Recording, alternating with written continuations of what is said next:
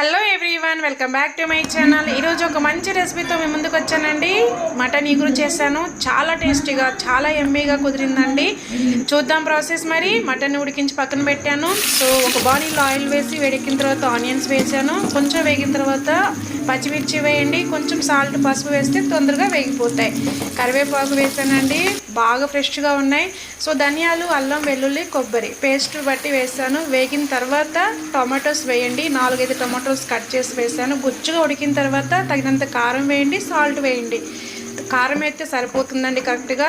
అలాగనే కొంచెం వాటర్ వేయండి. ఉడికిన తర్వాత మటన్ ముక్కలు కూడా వేయండి. అంతేనండి. మూత పెట్టి ఒక 15 మినిట్స్ ఉడికించండి. దగ్గర పడుతుంది. మటన్ ఇగురు రెడీ అండి. చాలా టేస్టీగా ఉంటుంది. కొంచెం కస్తూరి మేతి వేయండి. మా వారి మాటల్లో చూద్దాం కర్రీ ఎలా ఉందో. మటన్ ఇగురు ఇంట్లో ప్రిపేర్ చేయడం జరిగింది. అంటే చాలా టేస్ట్గా ఉంది. మళ్ళీ తినాలి.